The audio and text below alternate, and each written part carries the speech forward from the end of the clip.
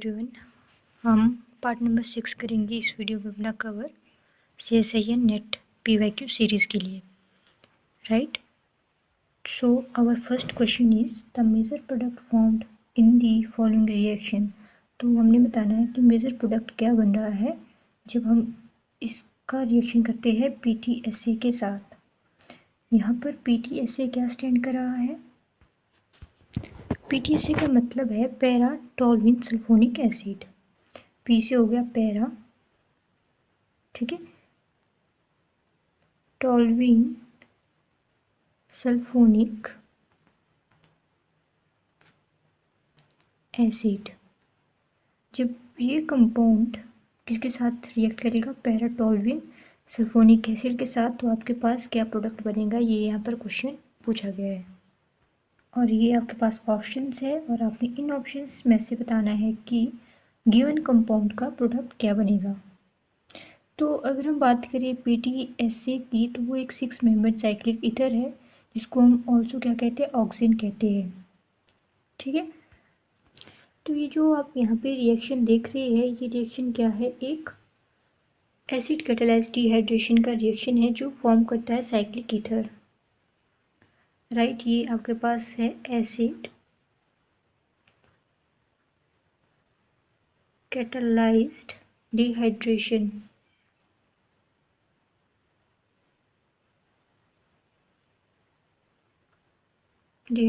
Reaction, और ये हम आपके पास बनाता है साइक्लिक ईथर को। क्या फॉर्म करा है? साइक्लिक ईथर को। सो PTSA की प्रेजेंस में ये कंपाउंड आपके पास जो हाइड्रोक्साइल ग्रुप्स है ऑफ द डायोल, वो हो जाता है प्रोटोनेशन में। ये जाएंगे प्रोटोनेशन के प्रोसेस में and substituent elimination of water, और यहाँ से आपके पास क्या हो जाएगा? -H2O, वाटर का एलिमिनेशन हो जाएगा इस कंपाउंड से, और फॉर्मेशन होती है साइक्लिक ईथर की, जो हमने पहले भी बात की, ठीक है। तो इस स्टेटमेंट के अकॉर्डिंग जो आपके पास इसका प्रोडक्ट बनेगा वो है आपके पास option number 3, this one.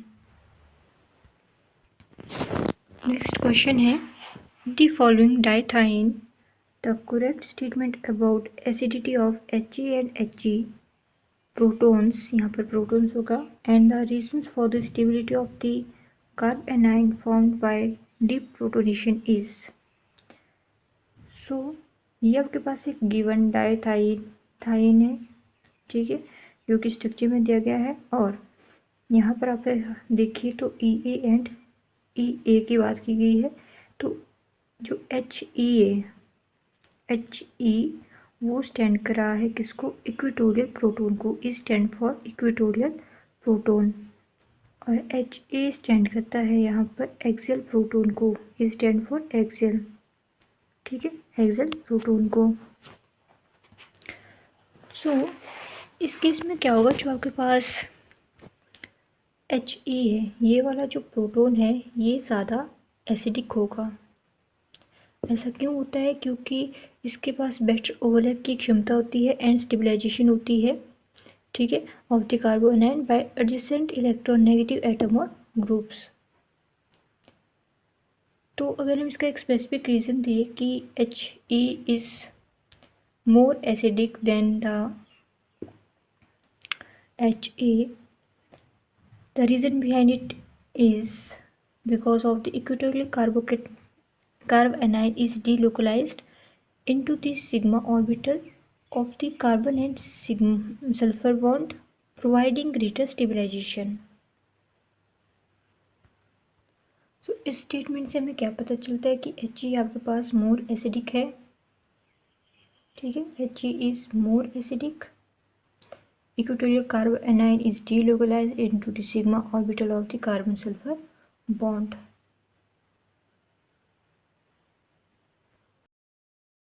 Next question है the first reflection in powder X-ray diffraction pattern of a cubic crystal system arise from the plane 111. The Bravais lattice is. So ये जो क्वेश्चन है ये एक्सरे डिफ्रैक्शन के ऊपर based है, ठीक है। एक्सरे डिफ्रैक्शन आपके पास एक डिफ्रैक्शन पैटर्न होता है जो कि फॉर्म करता है क्रिस्टलाइन मटेरियल को, जब वो अराइज करते हैं जब हम उसमें एक्सरे इंटरेक्ट करते हैं प्लेन ऑफ एटम में क्रिस्टल के अंदर। ठीक है, फर्स्टली तो हो गया एक्सरे डिफ्रैक्शन। बात करते हैं ब्रेविस लैटिस की। तो ब्रेविस लैटिस डिफाइन करता है geometry arrangement of points in space, right. ये ज्योमेट्रिक की क्या अरेंजमेंट होगी पॉइंट की स्पेस के अंदर, ब्रेविस लैटिस का ये कार्य होता है बताने का। ओके, जैसे कि हम बात करें for cubic crystal system, cubic crystal system की यहाँ पे बात की गई है थर्ड। तो इसमें आपके पास डिफरेंट टाइप्स के ब्रेविस लैटिस प्रेजेंट होते हैं। ठीक है, different type of Brevis lattice होंगे, जैसे कि हम बात यहाँ पे भी देख सकते हैं एफसीसी, फेस सेंटर्ड क्यूबिक को हम एफसीसी कहते हैं। फिर बॉडी सेंटर्ड क्यूबिक आपके पास आ गया BCC, simple cubic SC. Last option दी गई है intermediate due to insufficient data. तो ये ऑप्शन हमारा गलत है, तो हमारा कंपटीशन इन तीन ऑप्शन के बीच रहता है। ठीक है, तो क्यूबिक क्रिस्टल सिस्टम में आपके ब्रेविस लैटिस आते हैं, जिसमें कि हमने बात की एफसीसी आता है, बीसीसी आता है, एससी आता है, एक्सेट्रा। ओके, तो हमने बताना है कि एक क्यूबिक क्रिस्टल के अंदर एक ऐसा सिस्टम हो रहा है जिसका प्लेन क्या है 1 1 1 है। प्लेन क्या रहता है 1 1 1। तो जो मिलर इंडिकेट्स होते हैं, मिलर इंडिकेट्स क्या होते हैं, एच के एल को हम मिलर इंडिकेट्स कहते हैं। वो यूज़ किए जाते हैं to determine the Bravais lattice. ये मिलर इंडिकेट्स है जो कि यूज़ किए जाएंगे ब्रेविस लैटिस को डिटरमाइन करने के लिए, राइट। तो जैसे हमारे पास यूनिट सेल टाइप हम लेंगे, यूनिट सेल टाइप हमने क्या लिया, सबसे पहले हम ले रहे हैं for F C C, right. तो इसके लिए जो एच के एंड एल है, एच के एंड एल है वो ऑड रहते हैं या फिर इवन, राइट। सेकेंड हम लेंगे बीसीसी, इसके लिए यूनिट सेल टाइप हमने बीसीसी लिया, इसके लिए एच के एल आपके पास रहते हैं ऑल इवन। और अगर हम बात करें एससी की, सिंपल क्यूबिक की, तो इसके लिए जो एच के एल है वो रहेंगे आपके पास depend on H K L system rule. तो ये डिपेंड करेंगे H K L system rule के बेस्ड पे। ओके, तो ऑब्वियसली आपका जो कंपटीशन रह जाता है स्टेटमेंट के अकॉर्डिंग, हमने प्लेन 1 1 1 का लिया है, तो सिंपल क्यूबिक इस ऑप्शन की कैटेगरी में नहीं आ रहा है और ये वाला भी आपके पास नहीं होगा, तो कंपटीशन है दो के ही बीच। ठीक है, तो गिवन प्लेन हम देखते हैं, गिवन प्लेन हमारे पास 1 1 1 दिया गया है। On comparing it with the H K L, तो एच यहाँ पर क्या है, H is equal to h is equal to 1, k is equal to 1 and l is equal to 1। ठीक है, जो कि शो कर रहा है कि जो h, k and l है all are odd and resulting in FCC lattice। इसकी वजह से ये हमें क्या बताता है कि जो गिवन प्लेन 1 1 1 दिया गया है वो FCC लैटिस से कंपेयर कर रहा है, FCC लैटिस उसमें बन रहा है, राइट। तो ये आपके पास ऑप्शन नंबर 1 यहाँ पे राइट रहेगी इस स्टेटमेंट के रिगार्डिंग। कौन सी ऑप्शन है, option number 1, face centre cubic. Okay, next question है, assuming that the amide backbone of a protein does not play role in binding the amino acid that can effectively recognise HPO42 negative in a protein is. तो statement हमें क्या बता रही है, हमने statement पढ़ी तो हमें समझ में आया कि हमारे पास एक एजम्पशन यहाँ पर लगाई गई है, क्योंकि यहाँ पे पहले लिखा गया कि हमने एज्यूम करना है। तो एजम्पशन यहाँ पर क्या लगाएगी कि जो एमाइड बैकबोन है प्रोटीन की, वो कोई भी एक सिग्निफिकेंट रोल प्ले नहीं कर रहा है बाइंडिंग की। ठीक है, एंड जो अमीनो एसिड है वो इफेक्टिवली रिकॉग्नाइज कर रहा है HPO4 नेगेटिव आयन को एक प्रोटीन के अंदर। ये हमारे पास स्टेटमेंट दी गई है। तो बेसिकली क्वेश्चन कहाँ से आ गया है, प्रोटीन से आ गया है, बायोमोलिक्यूल्स का क्वेश्चन है। ठीक है। तो प्रोटीन्स के पास स्पेसिफिक अमाइनो एसिड्स होते हैं, आप सभी को मालूम है, जो इंटरेक्ट करते हैं वेरियस मॉलिक्यूल और आयन के साथ, राइट। HPO4 नेगेटिव यहाँ पर क्या है, फॉस्फेट आयन दिया गया है, this is phosphate ion, phosphate ion दिया गया है जो कि इंटरेक्ट करता है टाइपिकली अकरती electrostatic interaction and hydrogen bonding. तो ये जो फॉस्फेट आयन है ये कैसे इंटरेक्ट करेगा प्रोटीन के साथ, या तो इसमें होगी हाइड्रोजन बॉन्डिंग या होगी इलेक्ट्रोस्टैटिक इंटरेक्शन, ओके। और HPO4 नेगेटिव को जो इफेक्टिवली रिकॉग्नाइज करता है वो होता है ARG, शॉर्ट फॉर्म में हम इसको ARG लिखते हैं, और लॉन्ग टर्म में हम इसको क्या लिखते हैं, इसका जो फुल फॉर्म है Arginine, ठीक है। तो Arginine इफेक्टिवली रिकॉग्नाइज करता है इस कंपाउंड को, फॉस्फेट आयन को, ठीक है। और ARG के पास क्या होता है, पॉजिटिव चार्ज होता है, these are the positively charged, ठीक है। और ये गुइनिडिनियम ग्रुप से बिलोंग करते हैं जो इंजेक्ट करते हैं electrostatically with the negatively charge phosphate group. तो ये पॉजिटिव हो गया, ये नेगेटिव हो गया, तो ये आपस में क्या करेंगे, पॉजिटिव एंड नेगेटिव इंटरेक्ट करके आपके पास जो रिजल्ट देंगे वो रहेगा आपके पास ऑप्शन नंबर 3, ठीक है। ये आपके पास बना देगा इस तरीके का कंपाउंड, और आपके पास राइट ऑप्शन रहेगी दिस वन। नेक्स्ट क्वेश्चन यहाँ पर दिया गया है, in the rotational Raman spectrum of a diatomic molecule the energy gap between the first stoke and the first anti stoke line is. So question कहाँ से आया है, रैमन स्पेक्ट्रोस्कोपी से क्वेश्चन यहाँ पर आ गया है।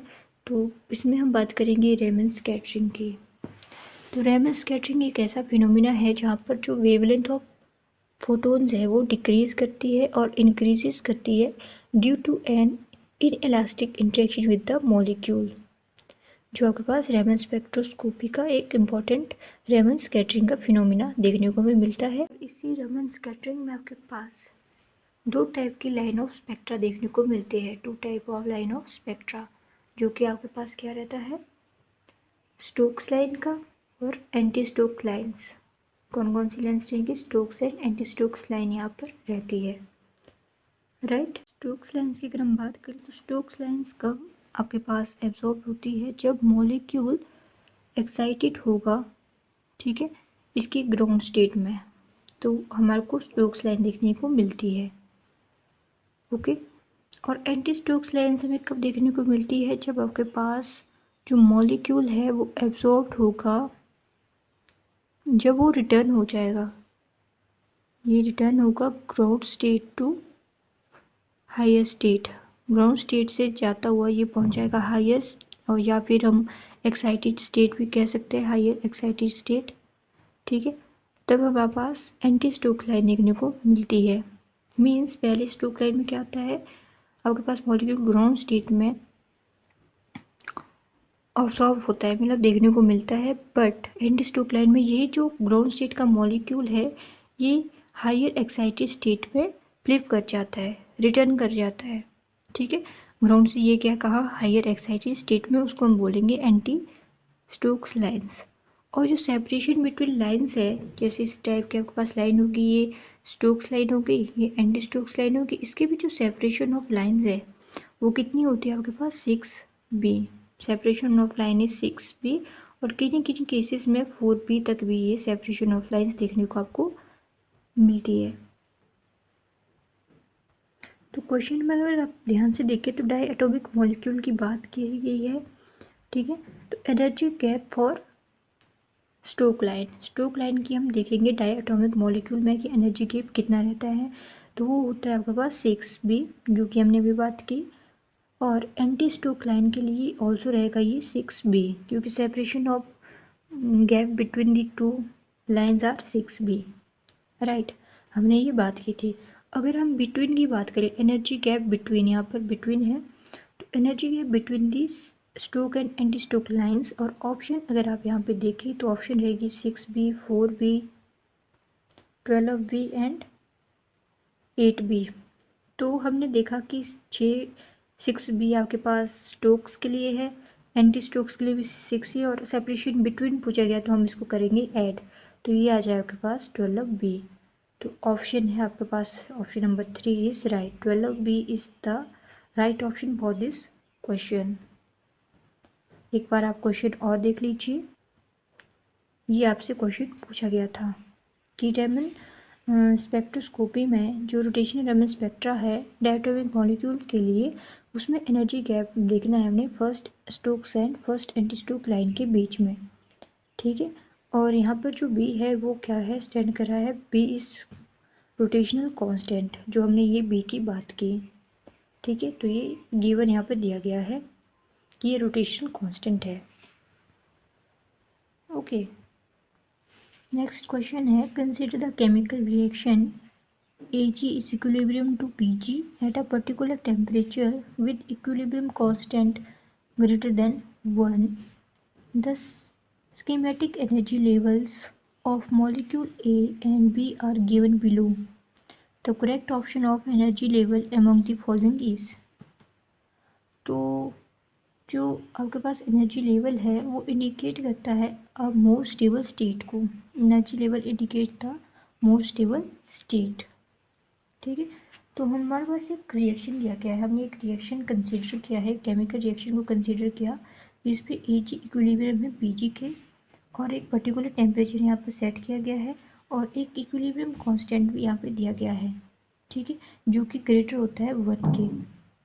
तो हमारे पास एक schematic energy level of molecules दिए गए हैं ए एंड बी के, जो कि हमारे पास गिवन ऑप्शंस में यहाँ पे देखने को मिलते हैं, और हमने इसमें बताना है correct option of energy level को। ठीक है, तो हमें क्वेश्चन समझ में आ गया है। तो ये आपके पास यहाँ पर गिवन ऑप्शंस दी गई है।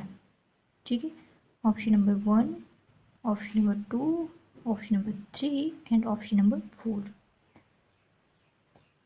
ठीक है, तो जो ऑप्शन नंबर 1 यहाँ पर आप देखिए, ऑप्शन नंबर 1 इंडिकेट कर रहा है एक कि जो प्रोडक्ट बी है, ठीक है, प्रोडक्ट बी फेवर करता है over a reaction A at a equilibrium and the reaction is exothermic. Reaction कैसा होगा, एक्सोथर्मिक यहाँ पर देखने को आपको मिलेगा, जिसका मीनिंग है कि जो एनर्जी है वो डिक्रीज कर जा रही है when moving to the product state. जब हम प्रोडक्ट की स्टेट को मूव करें तो एनर्जी डिक्रीज होगी, और उसकी वजह से आपके पास जो करेक्ट ऑप्शन है एनर्जी लेवल के वो रहेगा ऑप्शन नंबर 1। ठीक है, तो अब इसमें एक चीज़ देखी कि जो फॉर्मेशन है प्रोडक्ट बी की, प्रोडक्ट बी आपके पास बन रहा है। ठीक है, ए से हमने बनाया प्रोडक्ट बी, इक्विलिब्रियम के स्टेज में था, तो जो प्रोडक्ट बी की फॉर्मेशन हो रही है over the reaction A equilibrium में, तो ये रिएक्शन क्या शो कर रहा है कि ये रिएक्शन एक एक्सोथर्मिक रिएक्शन है। ठीक है, और इसमें एनर्जी क्या हो जाएगी, डिक्रीज हो जाएगी, जिसकी वजह से हम कहते हैं कि जो हमारे पास राइट ऑप्शन है कि इस स्टेटमेंट के रिगार्डिंग वो रहेगी ऑप्शन नंबर 1। तो ये यहाँ पर बी बन रहा है। ठीक है, ये बी है और ये ए है, और इसमें आप देखिए एनर्जी क्या हो रही है, डिक्रीज हो रही है। नेक्स्ट क्वेश्चन है, the unperturbed energies in EV of a 3 level system are E2 minus 2, E1 minus 4 and E2 minus 6. The matrix element of perturbation V between the levels are V10 is equal to 4, V20 is equal to 6 and V12 is equal to 10. The second order correction to the ground state energy in electron volt in the presence of perturbation V is। तो ये आपके पास एक given statement है। ठीक है, तो वो statement को देखते हुए हमने पाया कि ये स्टेटमेंट है आपके पास क्वांटम मैकेनिक्स की। कहाँ से स्टेटमेंट आ रहा है, क्वांटम मैकेनिक्स से ये स्टेटमेंट देखने को मिल रहा है। ठीक है, और यहाँ पर बात की गई है सेकंड ऑर्डर पर्ट्यूबेशन करेक्शन की to the ground state energy of a system, और वो आपके पास एक रिलेशन से गिवन दी जाती है, और वो रिलेशन क्या है, जैसे कि आपने यहाँ पे देखा सेकेंड ऑर्डर पर्ट्यूबेशन की बात की गई है। तो जब हम ग्राउंड स्टेट के रिगार्डिंग इसकी बात कर रहे हैं तो इसका जो फॉर्मूला है, इसका जो रिलेशन है वो है E0 की power 2 is equal to summation of n does not equal to 0, और ये आ जाएगा आपके पास VON का square over E0 minus EN। ये आपके पास स्टेटमेंट दी गई है, ठीक है। तो यहाँ पे जो E0 है, यहाँ पे जो E0 है वो है आपके पास second order correction to the ground state energy, second order correction to the ground state energy के लिए। और E0 माइनस EN क्या है, unperturbed energy of the ground state and high state respectively. तो ये आपके पास है अनपर्ट्यूबर्ड एनर्जीज किसके लिए, ground state and high state के लिए। एंड साथ ही साथ जो V0 n स्क्वायर है वो क्या है, मैट्रिक्स एलिमेंट है between the ground state and high state. Clear. तो यहाँ पर ये आपके पास टोटल अमाउंट दिया गया है, एक रिलेशन यहाँ पर दिया गया है क्वांटम मैकेनिक्स की, ये आपके पास फिनोमिना रहती है। तो हमने बताना है इसमें कि सेकेंड ऑर्डर करेक्शन जो रहेगा ग्राउंड स्टेट एनर्जी की in the presence of perturbation V is, तो वो क्या रहेगा। तो इसके लिए आपके पास राइट ऑप्शन है -17। उसी प्रकार आपके पास लास्ट जो वीडियो में क्वेश्चन है वो है from the energy diagram of different signal particle system given below, the one with the lowest Helmholtz free energy at temperature T is equal to E over kV is, और 1 over E is equal to दिया गया है 0.37। तो ये question है Helmholtz free energy का जो depend करती है पार्टीशन फंक्शन Z के ऊपर, और ये रिलेशन के द्वारा दी जाती है। और ये रिलेशन आपके पास क्या रहता है, F is equal to minus KBT ln Z, ठीक है। तो ये क्या है आपके पास, हेल्महोल्ट्ज़ फ्री एनर्जी इक्वेशन है, this is Helmholtz free energy equation. और अगर आप पार्टीशन फंक्शन इक्वेशन की बात करें तो रहेगा आपके पास Z is equal to summation of GIE minus EI over KBT, ठीक है। और इसमें आपने बताना है कि यहाँ पर आपके पास फॉलोइंग एनर्जी डायग्राम्स दिए गए हैं जिसके पास डिफरेंट सिग्नल पार्टिकल्स है सिस्टम के अंदर, और इसमें हमने बताना lowest Helmholtz free energy at temperature, lowest free energy का कौन सा एनर्जी लेवल डायग्राम बनेगा। तो आई होप आपको क्वेश्चन समझ में आ गया होगा। यहाँ पर आप देख सकते हैं सिस्टम 1 दिया गया, सिस्टम 2, सिस्टम 3, सिस्टम 4, तो 4 सिस्टम यहाँ पर दिए गए हैं और आपने बताना है लोवेस्ट एनर्जी लेवल का सिस्टम यहाँ पर कौन सा बन रहा है। तो ऑब्वियसली 4 सिस्टम दिए गए तो कोई एक सिस्टम ही हो गया, तो ऑप्शन नंबर 1, 2, 3, 4 इनमें से आपने चूज़ करके बताना है कि वो कौन सा सिस्टम यहाँ पर रहेगा। तो इस क्वेश्चन का आंसर आपने मुझे कमेंट सेक्शन में बताना है कि इस क्वेश्चन के लिए राइट ऑप्शन कौन सा सुटेबल है। ओके, तो आप देख लीजिए क्वेश्चन को अच्छे से। यहाँ से क्वेश्चन पूछा गया है और ये इसके 4 सिस्टम दिए गए हैं और आपने बताना है कि कौन सा सिस्टम इसमें राइट है। ओके, तो आज के लिए बस इतना ही। Thanks for watching.